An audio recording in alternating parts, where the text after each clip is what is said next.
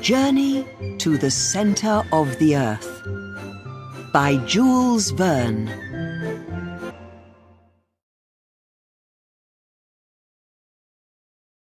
Chapter 1. Our story begins on May the 24th, 1863, at a little house in Hamburg, Germany. On that day, Professor Otto Liedenbrock comes home from work early.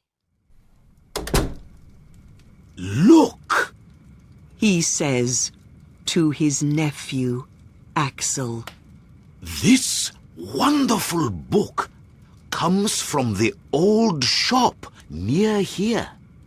And it's got Arne Saknussum's name in the front."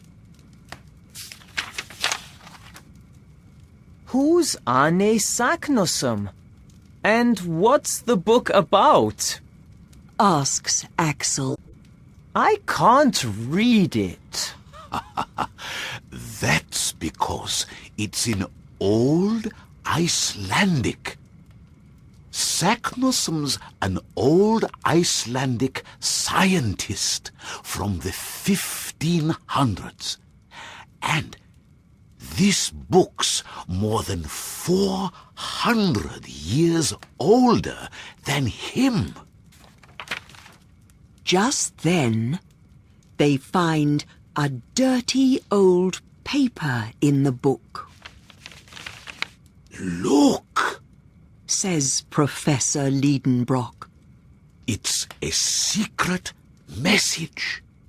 I'm sure." Professor Liedenbrock and Axel want to understand the message on the paper. They work on it all afternoon. "It's no good," says the professor angrily that evening. "I can't understand it." And he goes out of the house for a walk. The fire in the room is very warm. Soon, Axel feels hot. He moves the paper in front of his face. Suddenly, Axel can read the message through the paper. It is a secret message from Arne Saknussum. He thinks. But it's backwards. Now Axel understands the message. He's afraid. Just then, his uncle comes home. Axel is afraid of his uncle, too. "Well, Axel," says Liedenbrock. "can you understand the message now?" Yes, Uncle. Says Axel. You must read it backwards. "Of course." Says Professor Liedenbrock. "Good boy. That's it." The professor reads the message. "Go down into the crater of Snæfell's before the last day of June, when the shadow of Scartaris falls across it, and you can go to the center of the earth." Arne Saknussemm. Uncle, Axel asks the professor. where's Sneffels? In Iceland. Answers Liedenbrock. It's an old volcano. But Uncle, nobody can go to the center of the earth and come back alive. Says Axel. It's very hot and dark down there, I'm sure. Yes, they can. Arne Saknussemm's message tells us that. Says Liedenbrock. But is his message true? We must go to Iceland and see. Now, remember, Axel, this is a secret. Says Liedenbrock. We want to be the first scientists of our time to go to the center of the earth. Later, Axel meets his fiancée, Gräuben. He tells her about his uncle's secret plan to go to the center of the earth. I don't want to go, He says. I want to stay here with you. Of course you must go. Says Gräuben. What a wonderful journey. And when you come back, you can marry me. All the next day, Liedenbrock and Axel get different things for the journey. At last, late that evening, everything is ready. At 5:30 the next morning, the professor and Axel leave for Iceland. Goodbye, Axel. Says Gräuben. Remember, I'm waiting for you. Be quick, Axel. Calls Liedenbrock. Our train leaves Hamburg at 6 o'clock. We must be on it. Yep.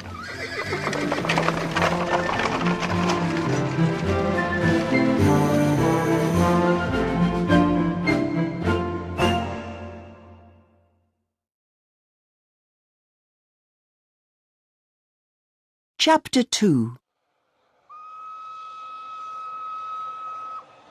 Professor Liedenbrock and Axel take a train to Denmark. They've got a lot of luggage.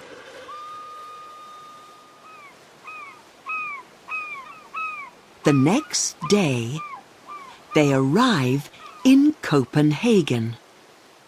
There, Liedenbrock finds a ship. They sail across the sea to Iceland. Liedenbrock feels bad because there's a storm at sea.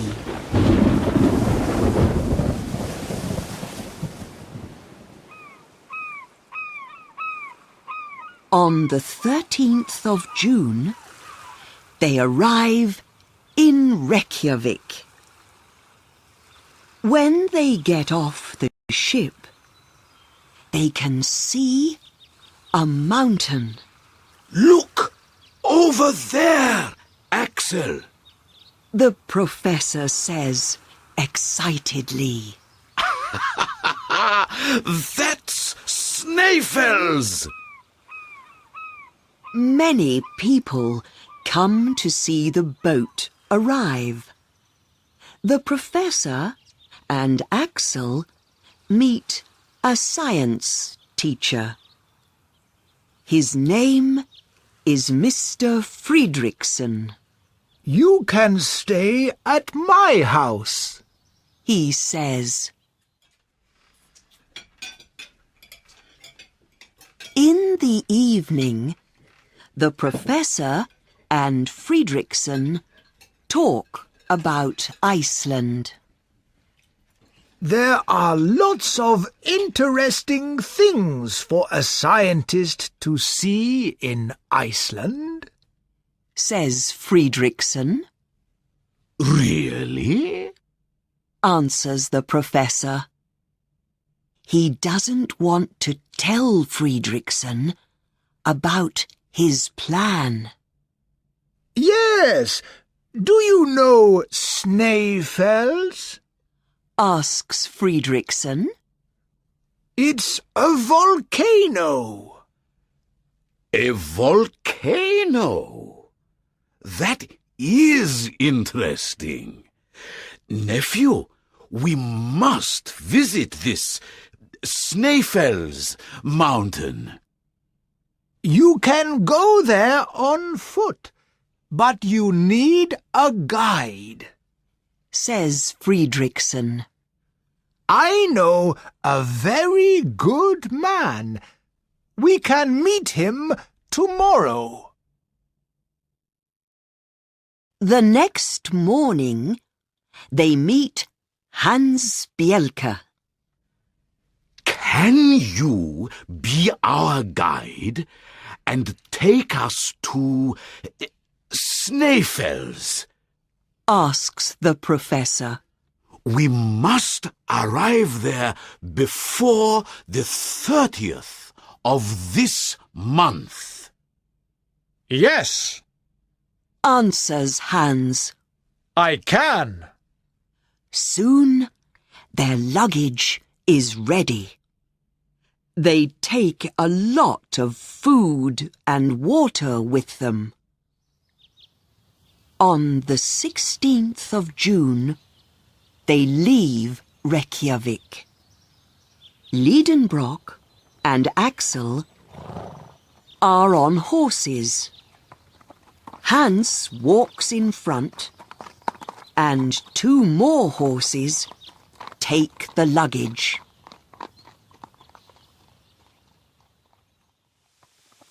One week later, they are near Snaefels.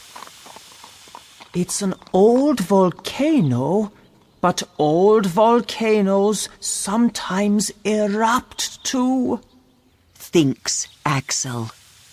Snaefels has 2 tops. Says the professor. And we're going to the top of Skartaris. Over there. They leave the horses and begin to go up the mountain. Axel soon feels tired. But the professor is excited. And he stays not far behind Hans. When they arrive at the top of Skartaris, they are cold, hungry, and very tired. It's midnight, but they can see the light of the sun in the sky. The next morning, Professor Liedenbrock speaks quietly to Hans. Axel and I are looking for the center of the earth. Do you want to come with us? Yes. Says Hans. And the 3 men begin to go down into the crater.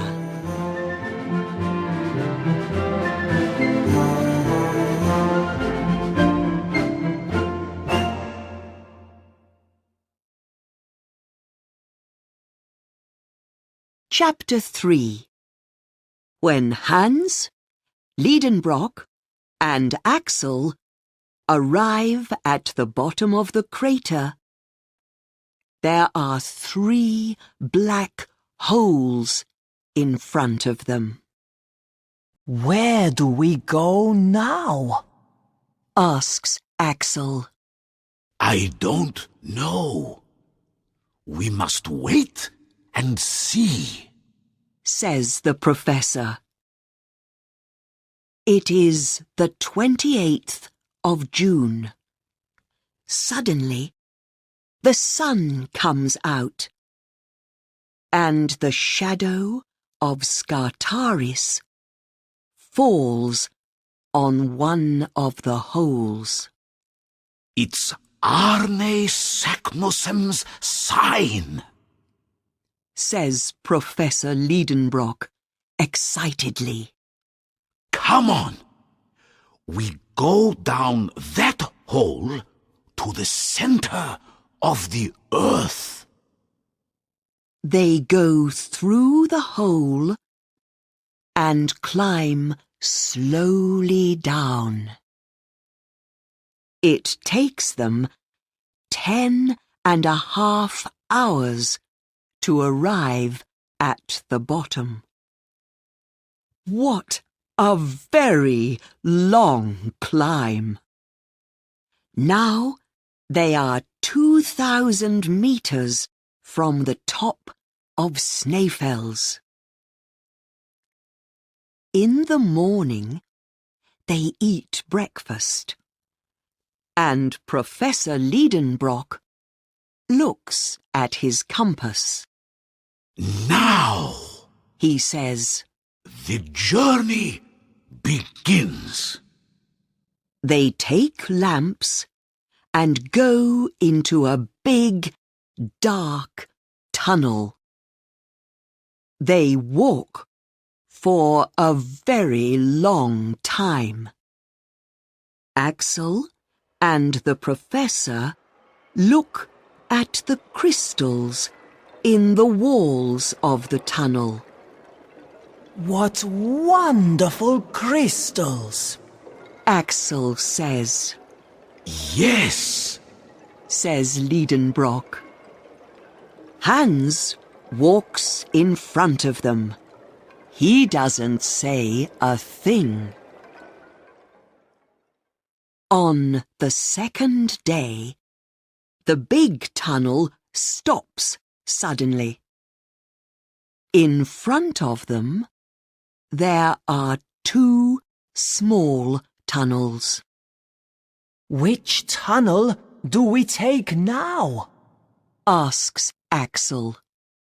the tunnel on the left, Says Liedenbrock. They go into the new tunnel. Slowly, they walk down it. But sometimes, the tunnel goes up for a time.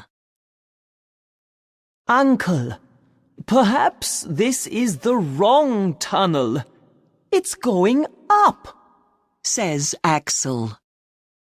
But Liedenbrock doesn't listen. And he doesn't stop. After 5 days of walking, the tunnel stops. we must go back. Says Professor Liedenbrock angrily. But Axel is worried. We haven't got any water, He says. They go back to the first big tunnel. Now, they go down the small tunnel on the right. But they can't walk very well because they are all very thirsty.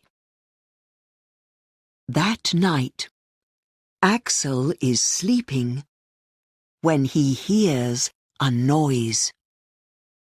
He opens his eyes at once and sees Hans. Their guide is walking away with the lamp. Where's he going? Maybe he's leaving us. Thinks Axel. He closes his eyes again, tiredly. An hour later, Hans comes back. Water. He says quietly to Liedenbrock. Come. Axel, get up! Cries the professor, and they quickly follow Hans. After some time, they can hear water through the tunnel wall. Hans makes a hole in it.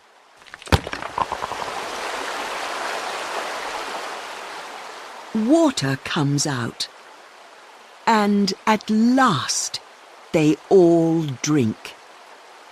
Don't close that hole, Hans. Says Liedenbrock.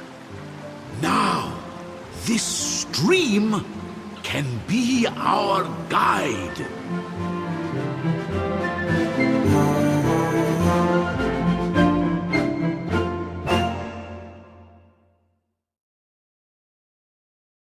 Chapter 4. The next day, Hans, Liedenbrock, and Axel follow the stream down the tunnel. The professor looks at his compass. Where are we now? Asks Axel. 200 kilometers southeast of Snæfell's. So, we are under the sea. Answers his uncle. When the tunnel goes down, Professor Liedenbrock is very happy. Sometimes they stop, and the professor writes in his book. How many days is it before we go back? Asks Axel. We've got water now, but not much food. Be quiet, Axel. Says Liedenbrock. I'm writing about our journey. Axel is walking down the tunnel the next day when suddenly he loses Hans and the professor. He walks back, but he can't find them. Just then, he falls and breaks his lamp. Oh no! He cries. Axel sits and waits in the dark. At last, he hears something. He puts his head near the tunnel wall and listens. I can hear Hans and the professor. He thinks. They're talking. But where are they? Help! Cries Axel. Help! The tunnel wall takes Axel's cries down to the professor and Hans. Axel, are you okay? the professor calls back. We are far in front of you. Come on down here. Axel begins to walk, but he can't see anything. Suddenly, his foot hits something, and he's falling down. Axel falls for a long time. When he opens his eyes again, he's in a very big cave. Axel, you're alive! Cries the professor. Yes, but where are we? Asks Axel. I can see light and I can hear the sea. Are we under the earth now or not? Yes, Axel, we are. Says the professor. There's a big underground sea in front of us. We must go across it. Hans is making a raft.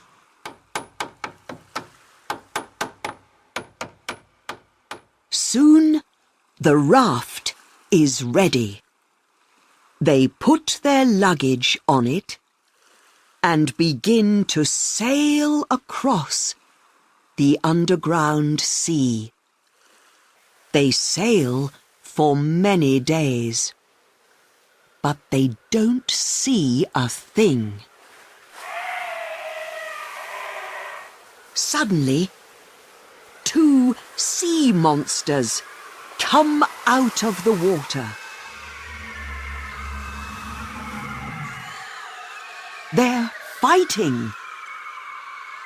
I must tell Gräuben about these monsters when I get home, thinks Axel. Hans quickly sails the raft away from them.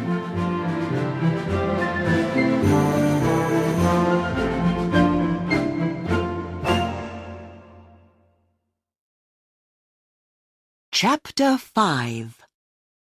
Hans, Liedenbrock, and Axel sail on the raft across the underground sea. The professor is looking for land. Look at those clouds, says Axel. A storm's coming. The raft is sailing very quickly now. There is a lot of lightning in the clouds. Suddenly, some blue and white lightning comes from the clouds. It explodes over them and breaks the raft. Just then, the raft hits some rocks.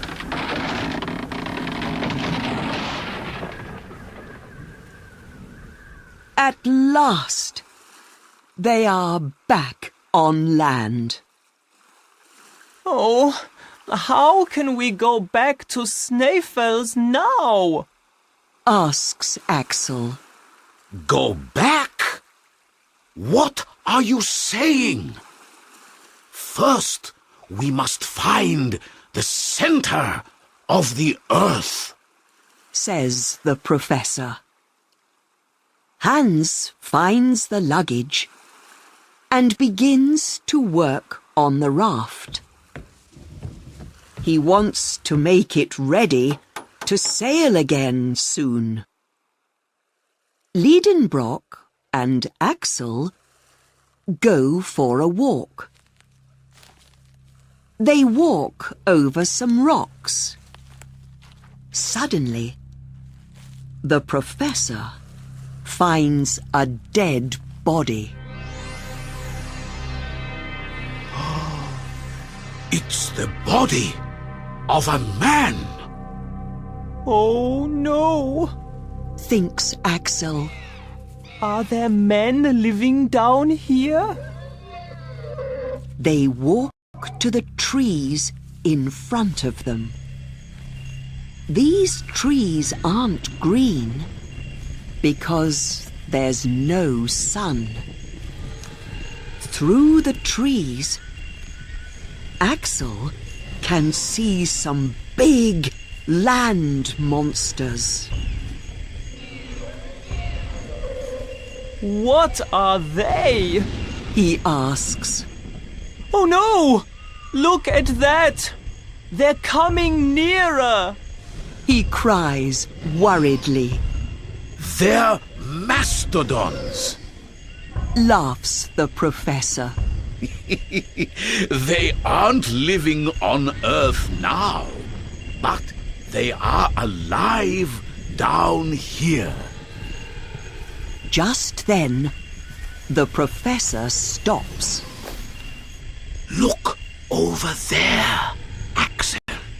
He says quietly. In front of them, they can see a man. He's very tall, and he's walking with the mastodons. Quick!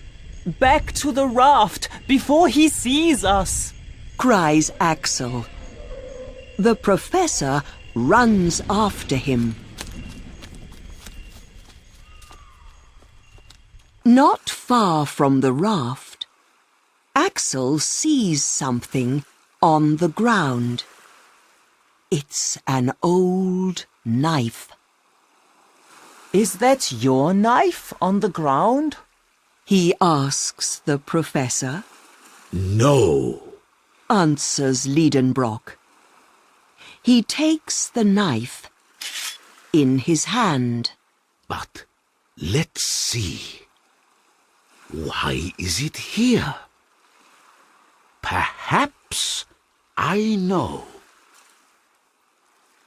Liedenbrock looks carefully at the rocks near them.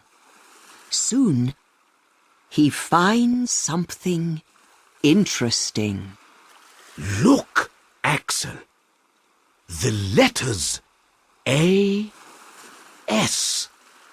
for Arne Saknussem. Says the professor. It's a sign from his journey here in the 1500s. We must go down this tunnel now. After that, Liedenbrock and Axel go back to the raft.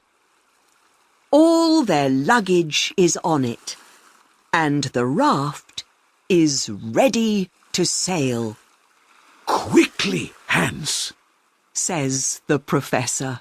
Let's sail to those rocks over there. When they get to the rocks, they can see the tunnel with the letters A.S. next to it.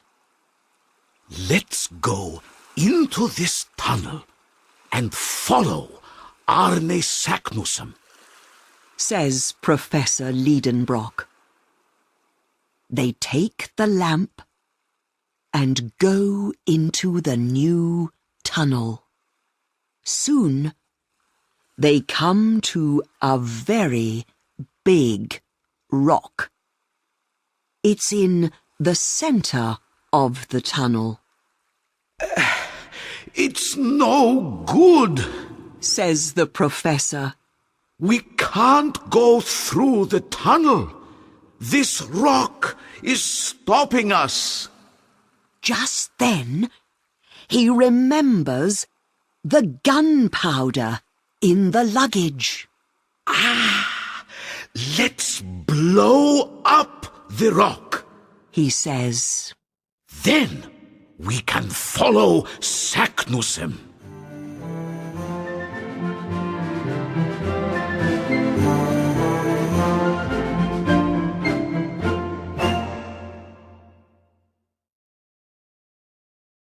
Chapter 6. Hans goes back to the raft and brings the gunpowder. He puts lots of it near the rock. He takes the lamp and lights the gunpowder. Then Liedenbrock, Hans and Axel get on the raft quickly and sail away from the tunnel. 3, 2, 1.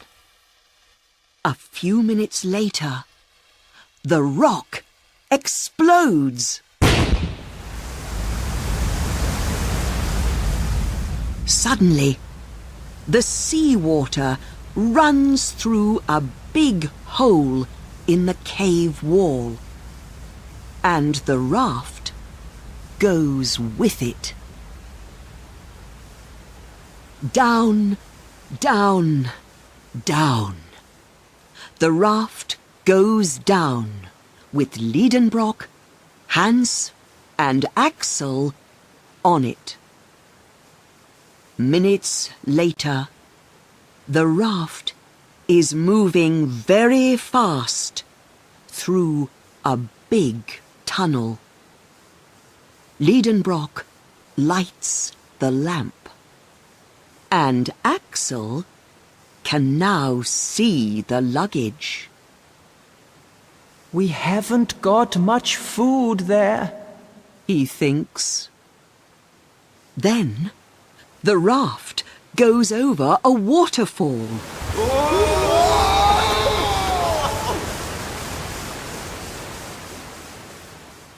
When they arrive at the bottom, water from the waterfall falls on top of them.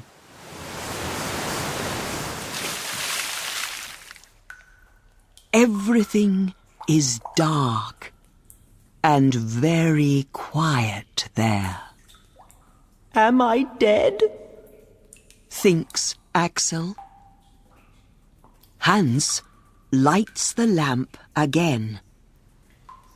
They are in a small tunnel.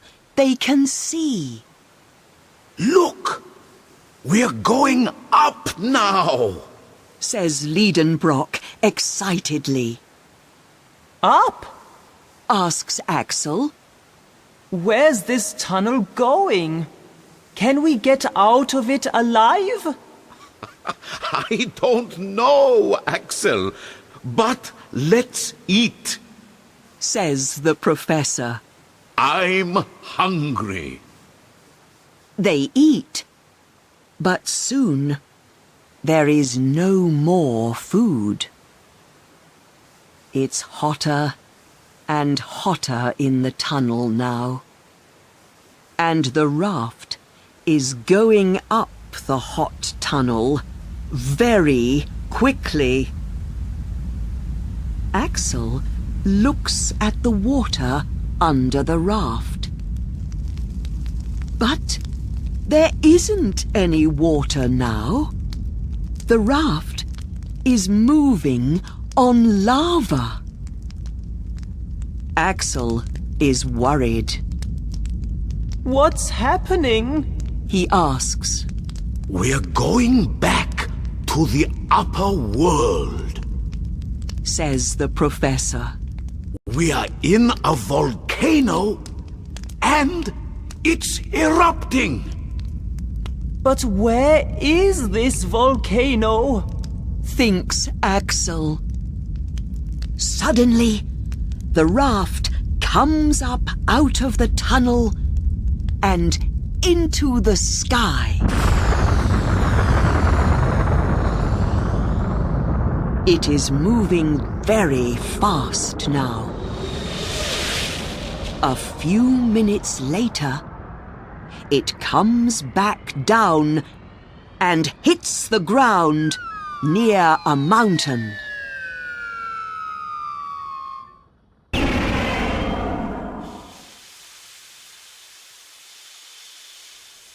Oh, are we back in Iceland?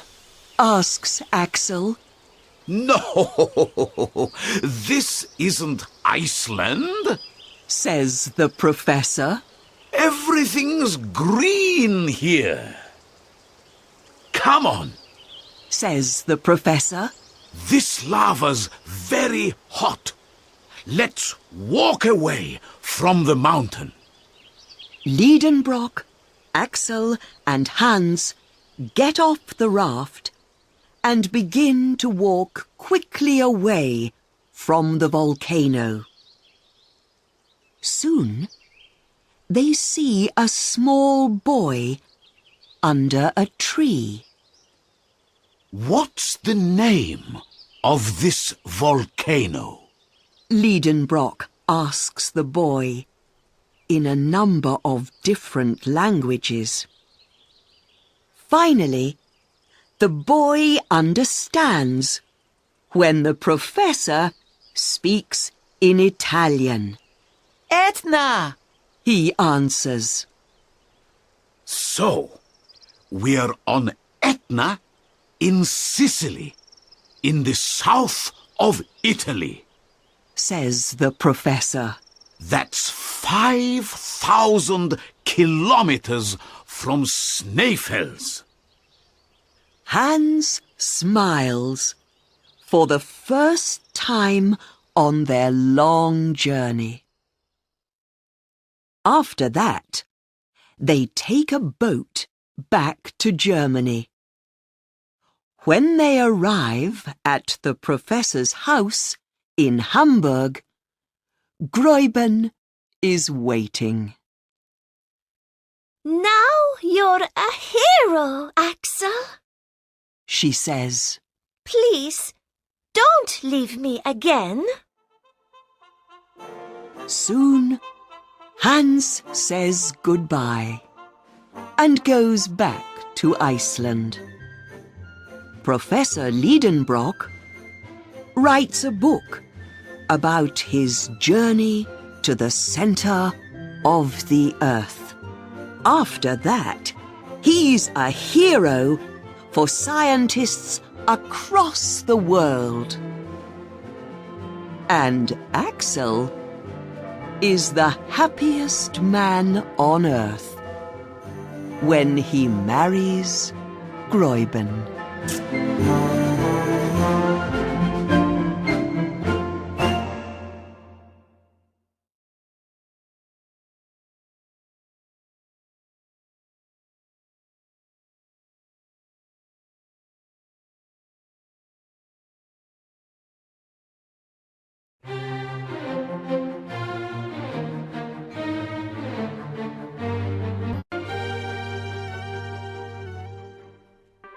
Around the World in 80 Days by Jules Verne.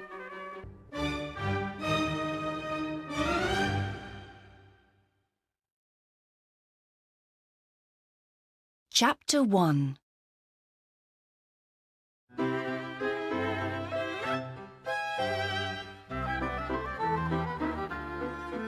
It is London in 1872. And this is Mr. Phileas Fogg's house. 2nd of October, 1872. Mr. Phileas Fogg is an English gentleman. He lives in London. He hasn't got a wife or children, but he has got a French servant, Passepartout.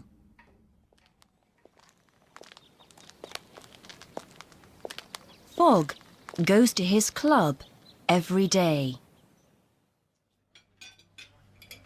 He eats at his club at 12 o'clock. In the afternoon, he reads there. In the evening, he eats there again. Then he talks with his friends. And at midnight, he goes home. Passepartout is happy. He wants a quiet job. Mr. Fogg's day. 8 o'clock. Gets up. 8:23. Breakfast. 9:37. Gets ready. 11:30. Goes to club. Midnight. Goes home. But one evening, Fogg sees something interesting in the Times. Gentleman thief takes £5,000 from the Bank of England. At the club, Fogg's friends talk. That gentleman thief can't go far. Says Ralph. With trains and ships, today's detectives move fast. But thieves can move fast too. Flanagan says. Today, you can go round the world in 80 days.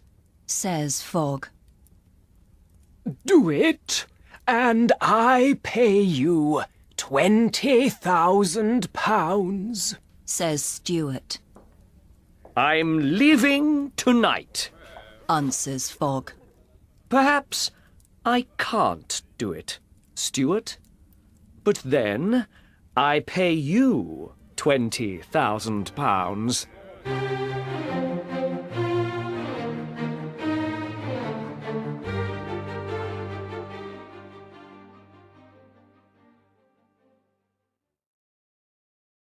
The train for France leaves before 9 in the evening. Fogg must be back in London by the 21st of December. Fogg gives £20,000 in a bag to his servant. We're leaving for France. He says. Passepartout isn't very happy. They go to France. Then they take a train to Italy and a ship to Port Said in Egypt.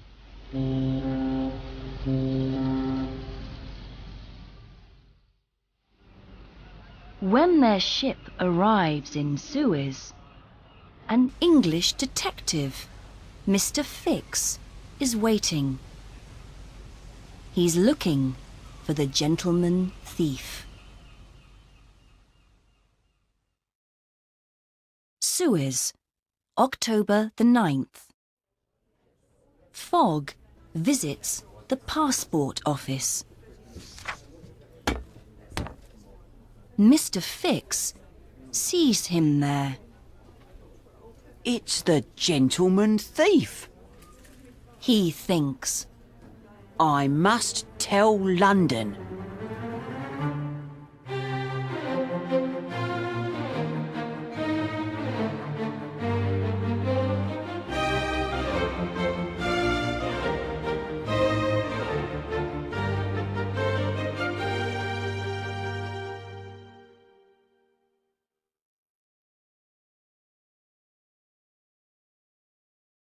Chapter 2. Fix looks at Passepartout. Where are you going? He asks. Around the world. Says Passepartout. But right now, I need some new shirts. Fix takes him to a shop and leaves him there. Then he sends a telegram to London. The gentleman thief is going to Bombay. Stop. From Fix. Later, he gets on the ship for Bombay with Fogg and Passepartout.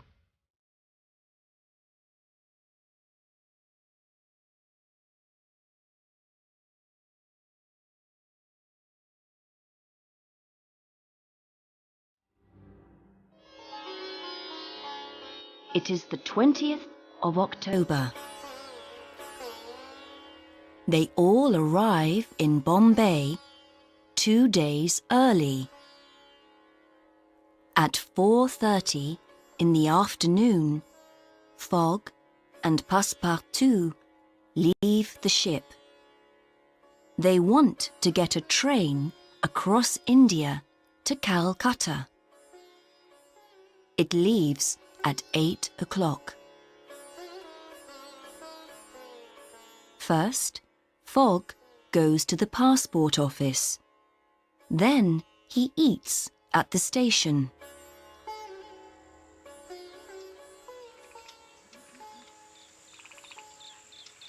Passepartout visits the temple at Malabar Hill. But he doesn't take off his shoes. Visitors must remove their shoes. The priests get angry. They take his shoes, and Passepartout runs away.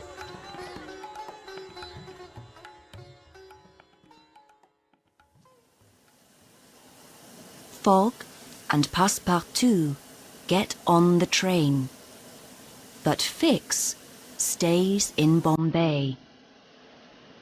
He is waiting for a telegram from London.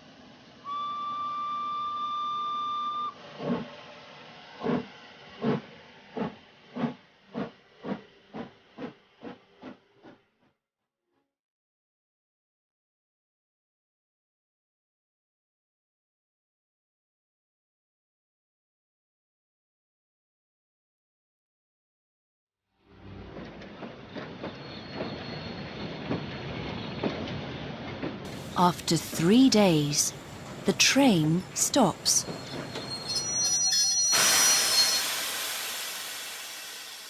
The railway from Colby to Allahabad isn't ready. Some men are building the railway, but there are 80 kilometers without a railway between Colby and Allahabad. In Colby, Passepartout gets some new shoes. He also finds an elephant to take them to Allahabad.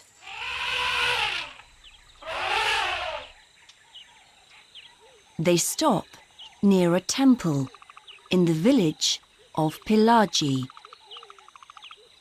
The old Indian prince is dead.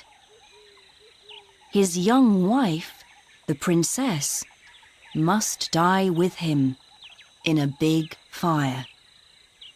We must help that woman, says Fogg. The priests start the fire. Through the smoke, Fogg sees something beautiful. The prince stands up and takes the princess out of the fire.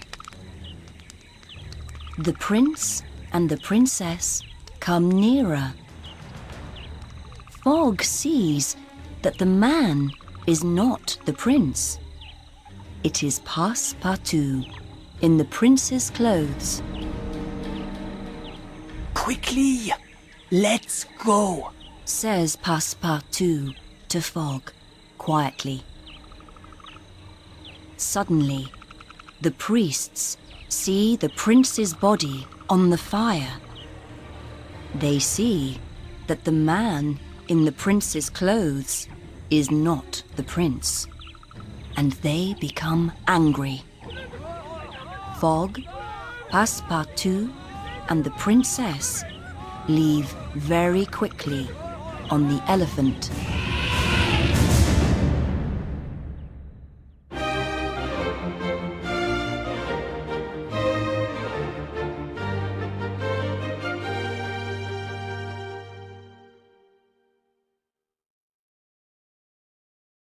Chapter 3.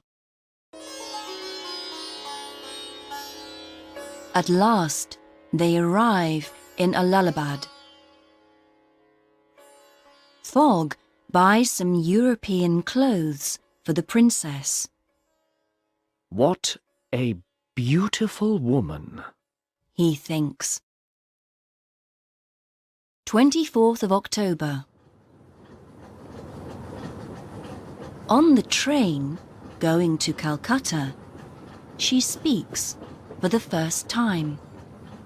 My name's Mrs. Aouda. Thank you for helping me. But I don't know what to do now. I can never go home. We can take you to Hong Kong. Fogg says. Thank you. Says Mrs. Aouda. I have a cousin there.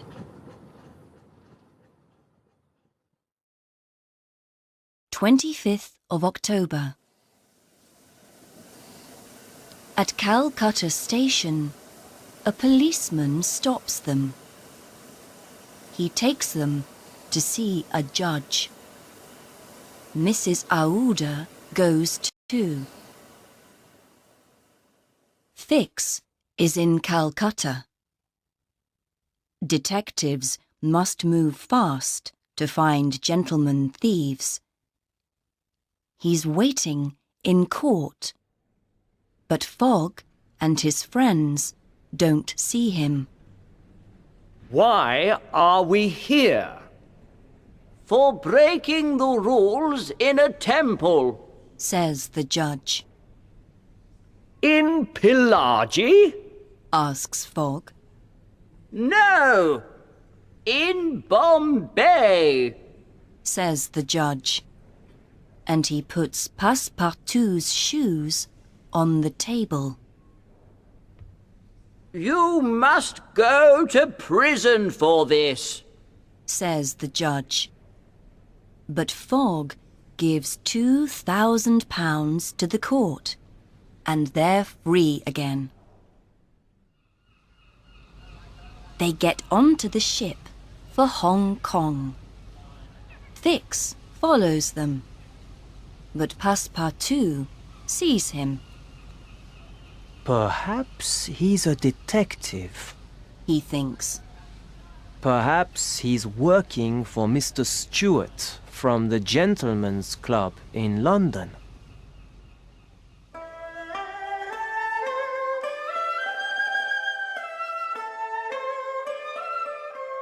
The 6th of November.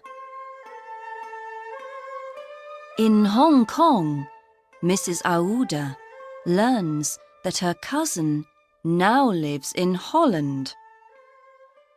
Come with us to Europe. Fogg says. Passepartout wants to buy 3 tickets on the Carnatic. It leaves for Yokohama in Japan the next morning. But at the ticket office, he learns that it's leaving early, that evening. Passepartout meets Fix near the ticket office. Come for a drink. Says Fix. Fix tells Passepartout. I think your Mr. Fogg is a gentleman thief, and I want to arrest him. Passepartout doesn't want to help Fix, but the detective buys drink after drink. Passepartout goes to sleep on the table. Now, He can't tell Fogg about the Carnatic. Thinks Fix. It leaves tonight, but without Fogg.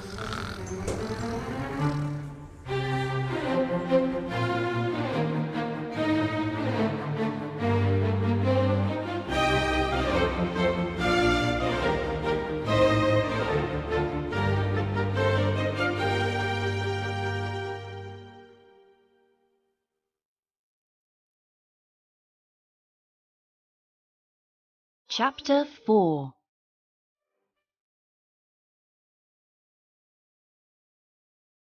Later, Passepartout wakes up. He goes onto the Carnatic and the ship leaves. But Fogg and Mrs. Aouda aren't with him. The 7th of November. Next morning, Fogg and Mrs. Aouda go to get on the Carnatic, but it isn't there. Fix arrives. The Carnatic's on its way to Japan, He says, and the next ship to Yokohama leaves next week. Where's Passepartout? asks Mrs. Aouda. I don't know. Says Fogg. But we must go on without him. We must find another ship. Fogg finds a small ship, the Tankadere, to go to Shanghai. There, they can get a big ship to Yokohama, Can I go with you? asks Fix. Of course. Fogg answers. The Tankadere travels through storms.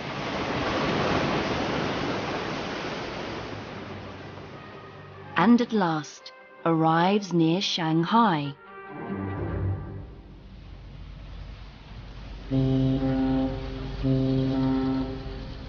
Suddenly, they see a big ship in front of them. It's on its way to Yokohama, Signal to that ship. says Fogg. The 13th of November. Passepartout arrives in Yokohama, but he has no money. He leaves the Carnatic and finds work in Mr. Batulka's circus. Mr. Batulka's circus. Leaving for America tomorrow. I can go to America with the circus. He thinks. The 14th of November. Fogg, Mrs. Aouda and Fix get on the big ship, and a week later they arrive in Japan. The Carnatic is in Yokohama. Fogg and Mrs. Aouda go on to the Carnatic. They find Passepartout's name in the book of passengers' names, but they can't find Passepartout. Their ship leaves for San Francisco in a few hours. Before they leave, Fogg goes to the circus. Passepartout sees him there. Mr. Fogg! He says happily. Fogg wants to take Passepartout with him, but first he must pay Mr. Batulka. At 6 o'clock in the evening, Fogg, Passepartout, and Mrs. Aouda go on to the American ship. Fix follows them.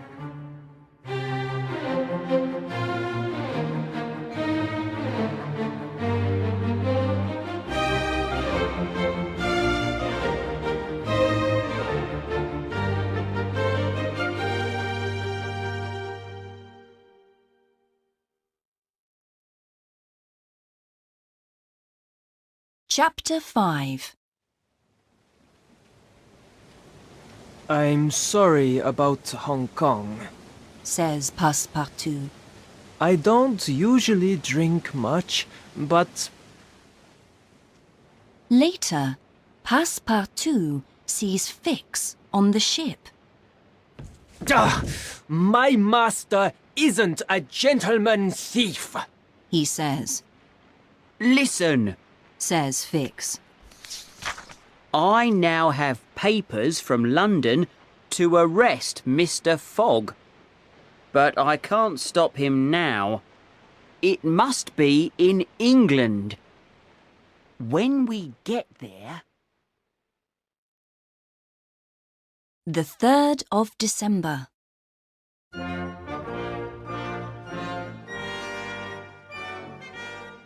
They arrive in San Francisco in the morning.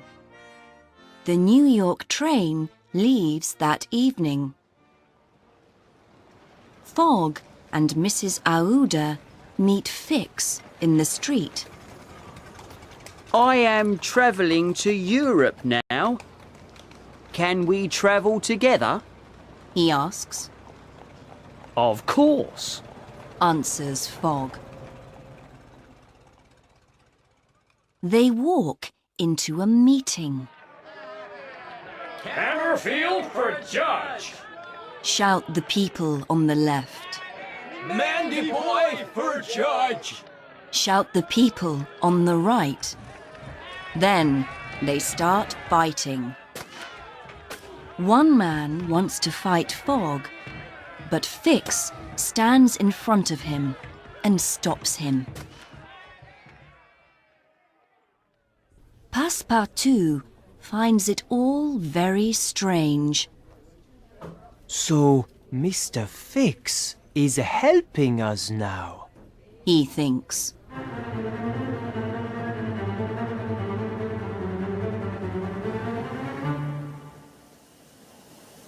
Fogg, Mrs. Aouda, Passepartout and Fix get on the train that evening.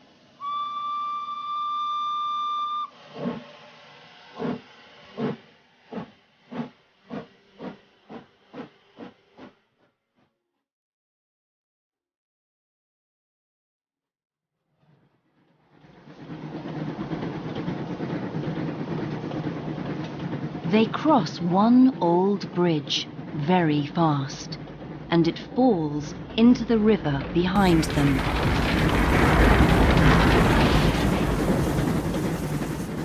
Then some Sioux Indians arrive.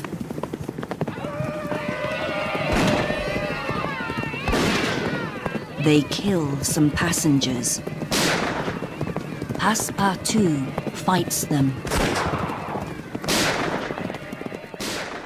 But they take him and ride away with him.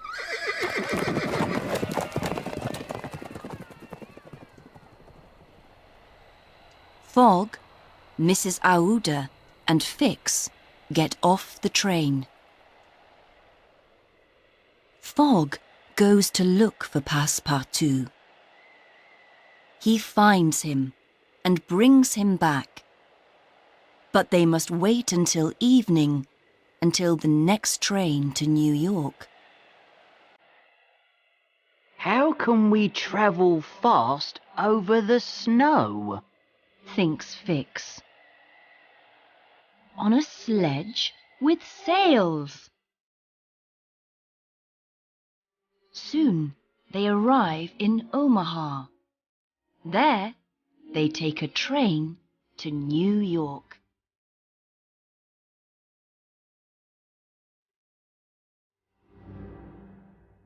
The 11th of December. They arrive in New York 45 minutes late. Their ship, the China, is on its way to Liverpool.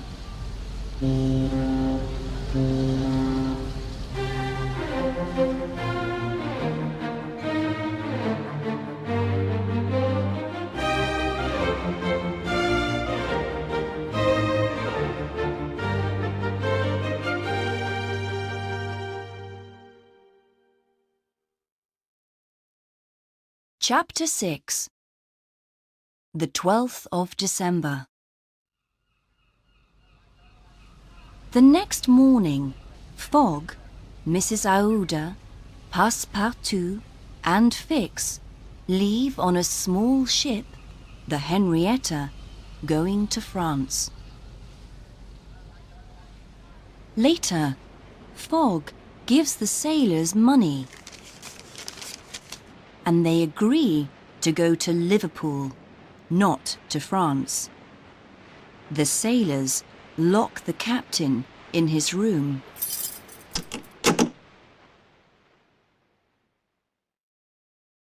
The 16th of December.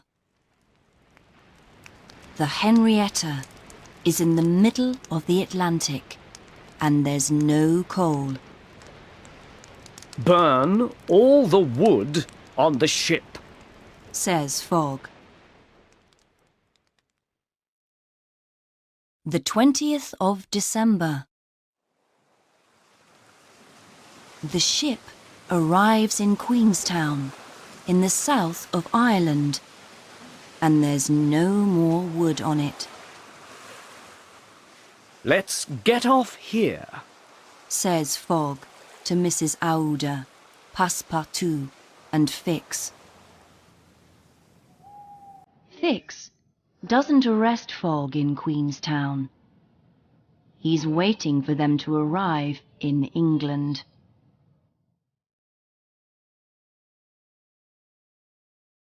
The 21st of December.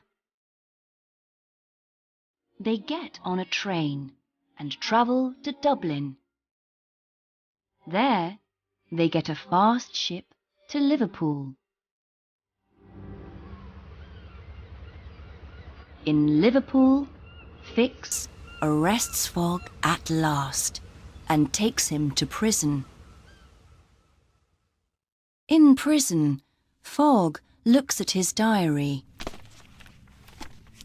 The 21st of December, 11:40 a.m. We arrive in Liverpool. At 2 o'clock, he looks at his watch. There's time to go to London on a fast train and to be at my club by 8:45 this evening, he thinks. At 3:30, Fix arrives with Mrs. Aouda and Passepartout.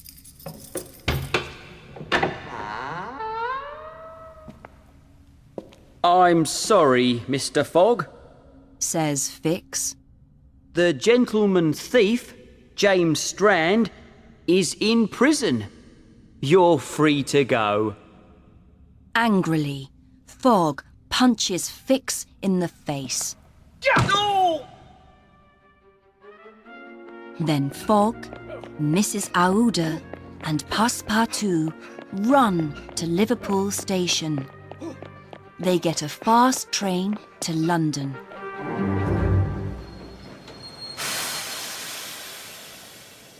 The train arrives at 10 minutes to 9.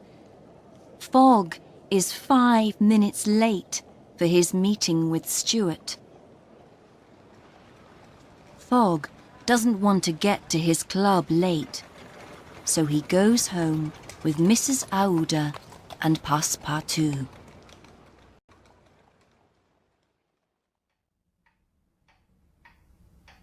Around the world in 80 days and 5 minutes.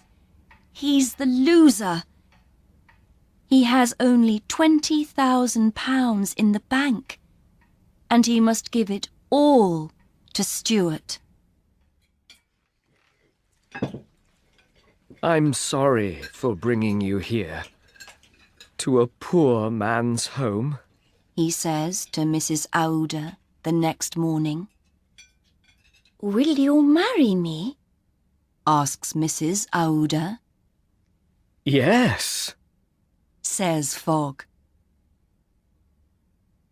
That afternoon, Fogg tells Passepartout, I want to marry Mrs. Aouda tomorrow, the 23rd of December. Can you speak to the people at Marylebone Church about it? Soon, Passepartout returns. Today's the 21st of December. When you travel east around the world, you get an extra day. You aren't late for your meeting at the club after all. But you must run.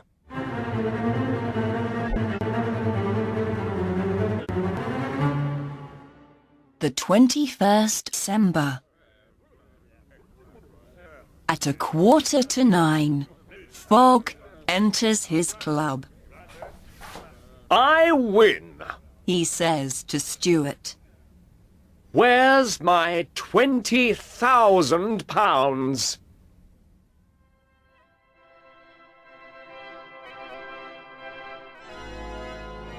Next Monday, Fogg, the world traveller, marries Mrs. Aouda.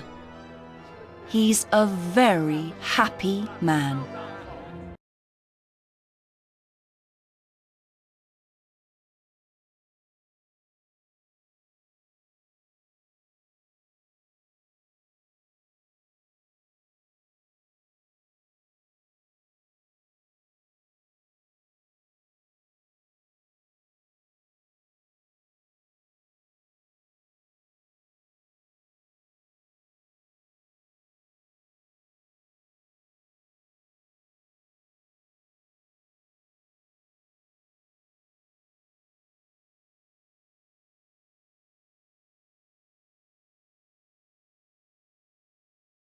The Great Fire of London.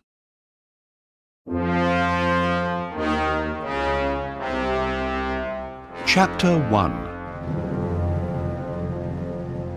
It is the year 1666.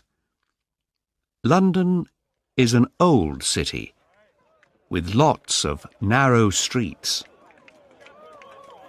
A lot of people are ill because there are rats in all the streets and the houses. One evening, a baker, Thomas Farriner, and his daughter, Harriet, are making bread. It is late. We must work quickly, Says Thomas.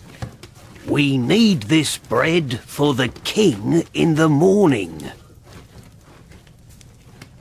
Just then, Mary, the baker's maid, comes in.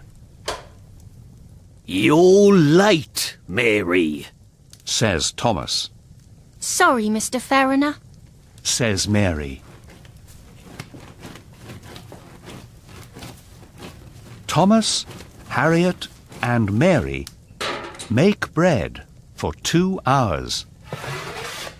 Then, Mr. Farriner's wife, Anne, calls down to them. Time for bed, girls. She says. We're just finishing. Says Harriet. Harriet and Mary go up to bed. Thomas takes the bread from the oven. Good. The fire is nearly out now, Thinks Thomas. Thomas? Calls Anne. What are you doing? It's very late. Thomas goes up to bed, but he doesn't close the oven door. An hour later, the baker's shop is on fire. Wake up, girls! Wake up! Cries Anne. The house is on fire! Quick! Open the window! says Thomas. Let's go up on the roof. Thomas jumps to the house next door. Anne and Harriet follow him. But Mary stays on the roof of the baker's shop. Jump over here! They all cry. Jump! I can't. Says Mary. I'm afraid.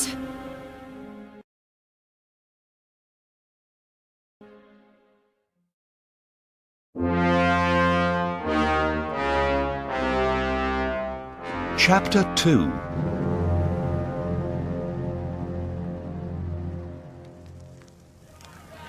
People come out of their houses. They all look up at Mary. Jump now! They cry. I can't. Says Mary. Please help me. I'm going back. Says Thomas. We can't leave her. Wait here. Don't go, Thomas. Cries Anne. Look! Now this house is on fire too. Just then, someone brings a ladder. Thomas, Anne, and Harriet quickly climb down.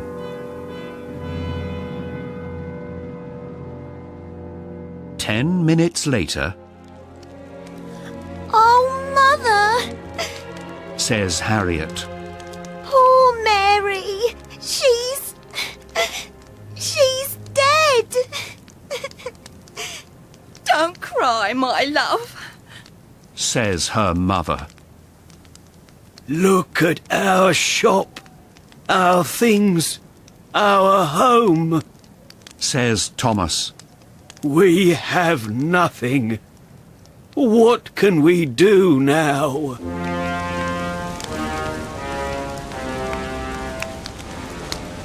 There is a strong wind, and the fire spreads quickly to more houses in Pudding Lane. Where are the firefighters? Everybody asks. Just then, 20 firefighters arrive. They begin to put water on the fire. Bring more water! They cry.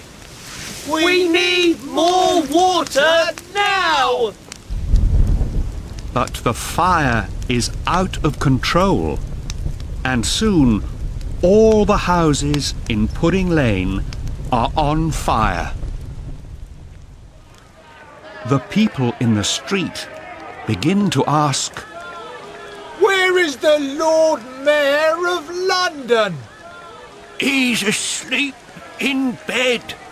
says an old man. We want the Lord Mayor! Cry the people. Go and find the Lord Mayor. He lives in Maiden Lane. Says the chief firefighter to a boy. He must come quickly. What can we do? Asks Anne. We can't stay here. Let's go down to the River Thames. Cries Thomas. Follow me!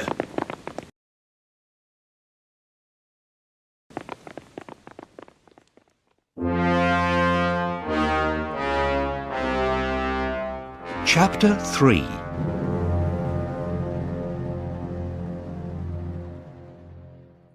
In a different part of London, Samuel Pepys is asleep in his bed.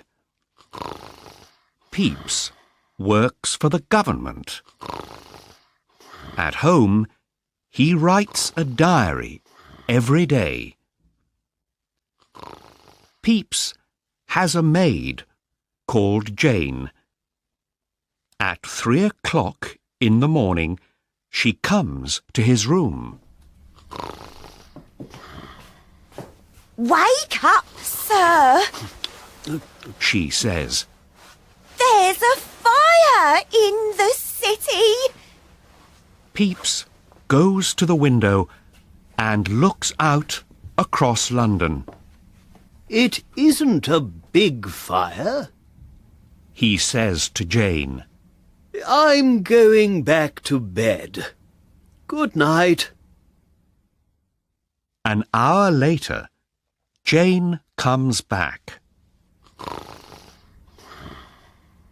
Sir, there are more than 300 houses on fire. She cries. Pepys jumps out of bed. He quickly puts on his clothes. I must go to the Tower of London, says Pepys. I can see everything from there. Near the tower, Pepys meets his good friend, Richard Moore. What's happening? Asks Pepys. It's very bad news, says Moore. There's a big fire down near the river. Everybody says it's out of control. They climb up the hill to the tower. It is now 6 o'clock in the morning. Big clouds of smoke are beginning to spread across London. Bells are ringing from every church in the city. Listen to those bells, says Moore. And look, some of the houses near London Bridge are now on fire. Let's run down to the River Thames, cries Pepys. Perhaps we can help the people there.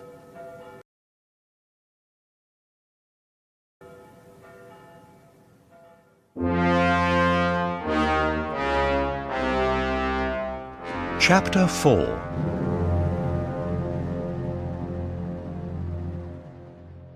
Pepys and Moore arrive at the river. Crowds of people are running down to the river bank. The fire is now in the next street. Families leave their houses with their hands full. They are carrying their things away from the fire. Everybody wants a boat on the river. Over here! Cries a young man to the people in the boats. I'm first, says an old woman. 3 people climb quickly into one of the boats. It is the Fariner family from Pudding Lane. It's Thomas Fariner from Pudding Lane, cries a man in the crowd. Tell us about the fire in your baker's shop. Thomas is frightened. I'm not a baker, he says. I have a flower shop in Cat Street. The Fariner family leave quickly and go down the river in the boat. Pepys and Moore walk nearer to the fire. There are clouds of smoke, and thousands of rats are in the streets. They are running from the burning houses.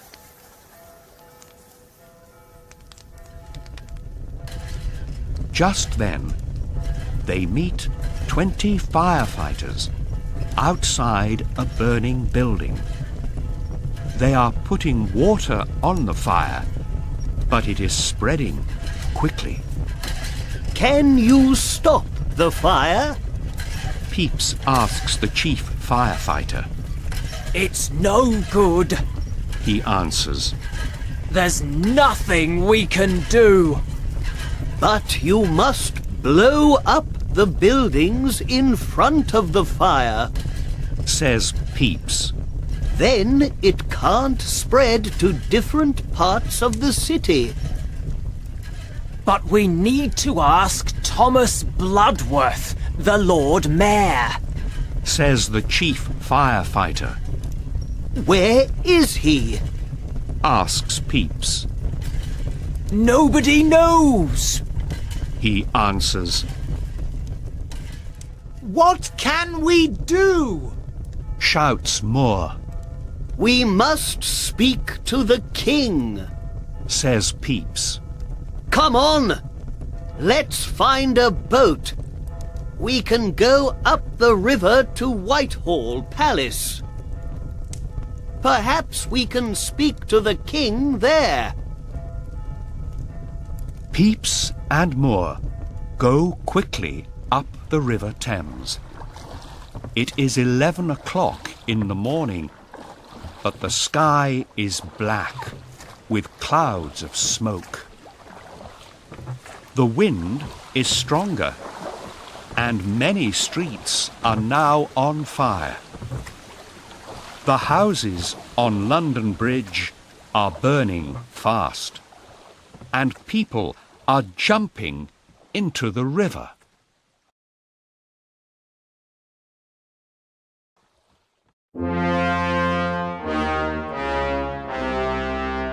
Chapter 5.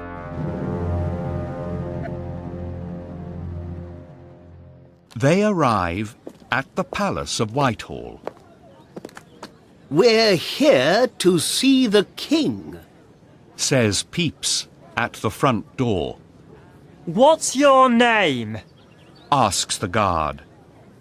Samuel Pepys.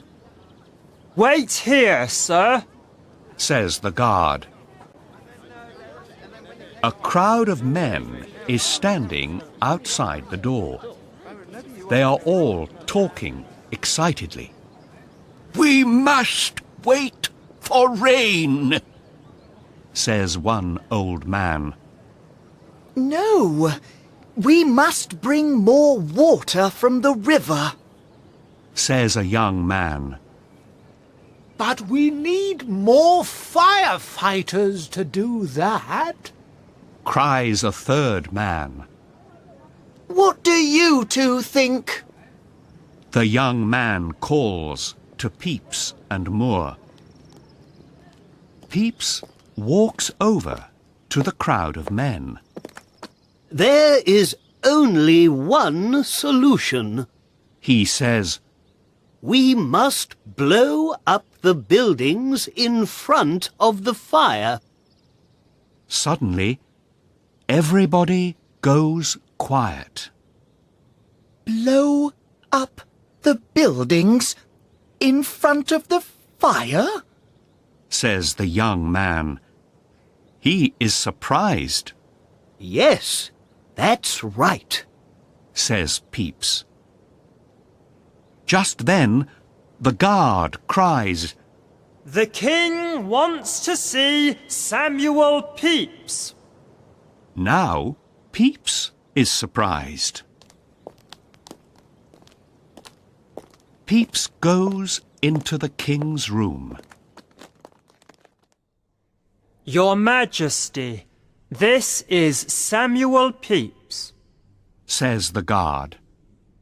Good morning, Mr. Pepys, says the king. I hear you have news about the fire. Is this true? Yes, Your Majesty, says Peeps. The fire is now out of control, Your Majesty, says Peeps. We must do something very quickly. But what? Asks the king. The firefighters must blow up the houses in front of the fire, says Peeps. Yes, Cries the king. that's the solution. We must blow up the houses. Then the fire can't spread. The king writes a letter. Give this letter to Thomas Bloodworth, the Lord Mayor, he says.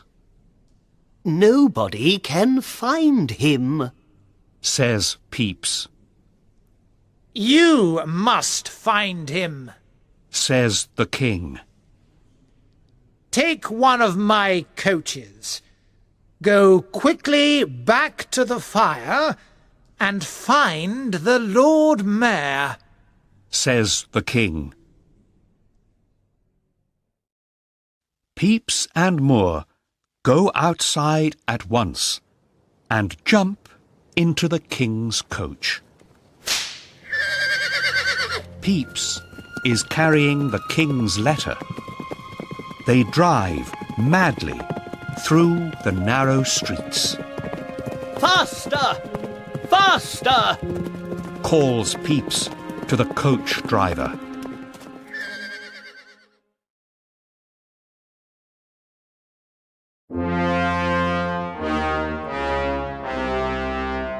Chapter 6.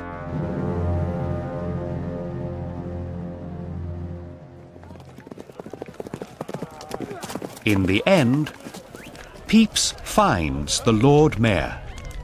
Ah! Here you are! Peeps cries angrily. Everybody is looking for you! Hello, Peeps, says the Lord Mayor. I'm very tired.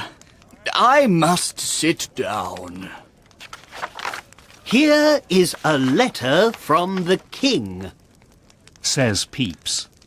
You must blow up the buildings in front of the fire. I know, says the Lord Mayor. I want to pull down houses near the fire, but nobody listens to me. People don't want to lose their homes. Just then, some of the king's soldiers arrive. Lord Mayor, we are here to blow up houses, says one of the soldiers. Yes, says the Lord Mayor.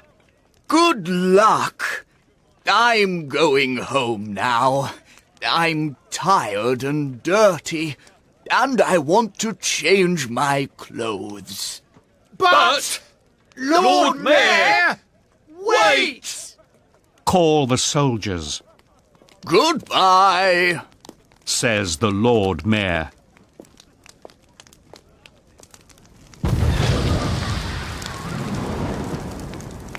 The men blow up some houses, but they are very near to the fire, It's no good. says Peeps to the soldiers. You must blow up buildings one street away from the fire.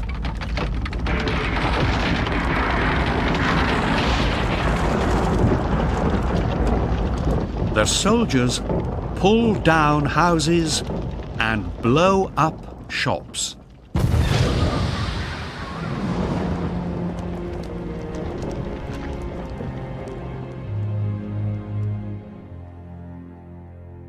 It is now 9 o'clock on Sunday evening.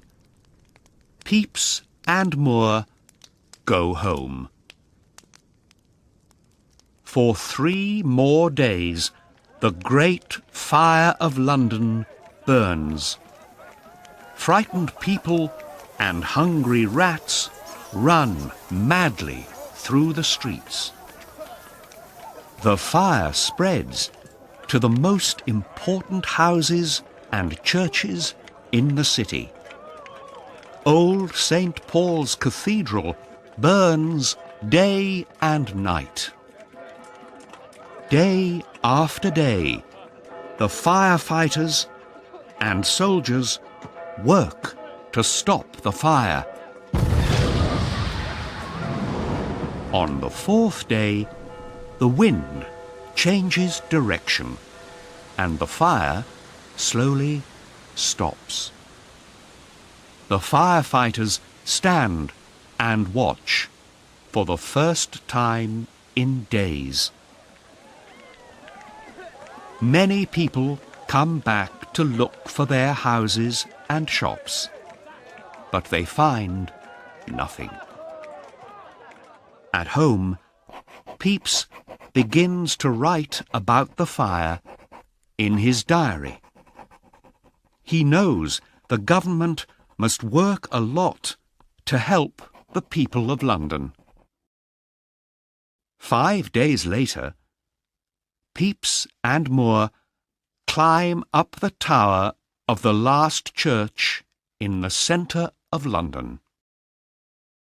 They look over the city. What a black day, says Pepys.